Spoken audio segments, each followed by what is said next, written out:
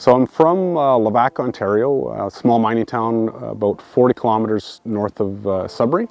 And I served in the Royal Canadian Regiment from 1993 till 2007. So I've been married for 25 years to my lovely wife, Danielle Fraser. And I have a 20-year-old son who is currently in my old unit in Petawawa in the 3rd Battalion Royal Canadian Regiment. I was participating in a military freefall parachute instructor course. So this is a course where we teach people how to jump out of airplanes. So I was doing a jump. It was June 30th, 2005. It was my second jump of the day. Beautiful day, nice warm 30 degrees, not a lot of wind. And I was coming in for a routine landing after a successful jump. And I misjudged the landing and I landed basically right onto my tailbone. And I burst fractured my T11 vertebrae and I was paralyzed. It was a tough injury. Obviously, I was a very fit guy. I was a sergeant in the infantry.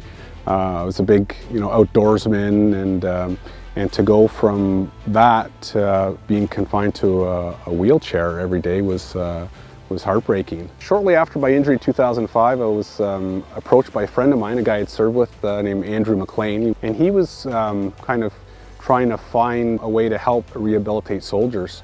At the time, 2006, 2007, there was a lot of guys coming back from Afghanistan who were injured, and there was nothing really in place. Thankfully, with the introduction of Soldier On, I was able to kind of change my focus and carry on. Soldier On got started in 2007, and it was primarily resulting from the high number of casualties that Canada was incurring on the battlefields of Afghanistan.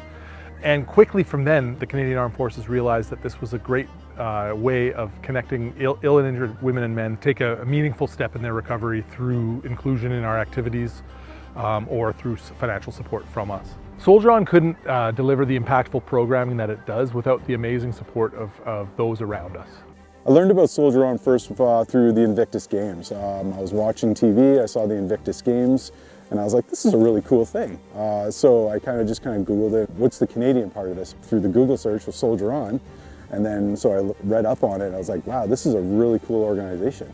Tilson Brands was at a point where it's like it needed to start giving back to the community in some form. I started looking for different organizations, and Soldier On mission really appealed to me through the use of sport and recreation. I like how they reached out to those who served us and helped them dig them out of whatever bad situations they are in.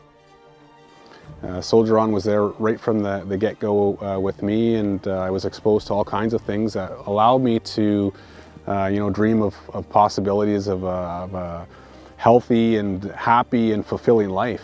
Fortunately for me, there was a new program that was starting up in Sudbury, an adaptive rowing program, brand new.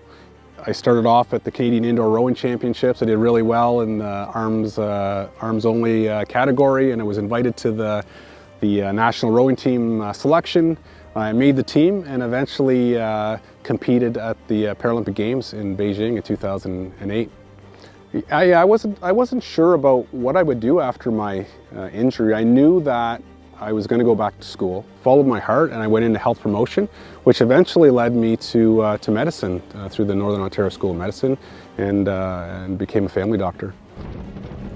So I was introduced to snowmobiling when I was young. A lot of people in the town that I grew up had snowmobiles, and back then it was more or less, a vehicle to get you out to the lakes to go ice fishing and doing all those outdoor pursuits. And so I thought, you know what, I should get back into snowmobiling. So shortly after my injury, I bought a Skidoo GTX, a 550 fan, started hitting the trails with friends. I find snowmobiling is a really safe sport, provided you follow certain rules. And so for somebody with a disability, somebody like me who's a paraplegic, you really have to wear the proper gear to stay warm. Obviously you have to be careful about speed and obstacles, and you can't be an idiot. But if you're out there and you're being responsible, you're not going to get into trouble. The sport is remarkable in terms of the volunteers who get out there and who stake the lakes and make sure that the ice is safe, and make sure that the trails are signed so you don't get lost, and make sure that the trail is groomed and beautiful. Snowmobiling does get a bad rap, but it is, in my opinion, a great way to get outside if you have a mobility issue, and it's a very safe sport. What's the point of the story?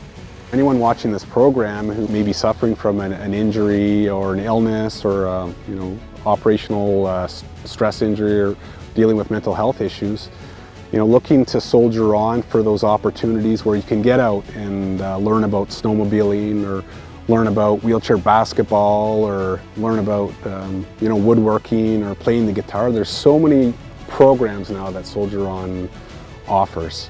And so it's just about, taking that first step. And I think Soldier On does a good job of kind of engaging people, but, at the end of the day, if you want to get better, you have to kind of, you have to take that first step and sometimes ask for help.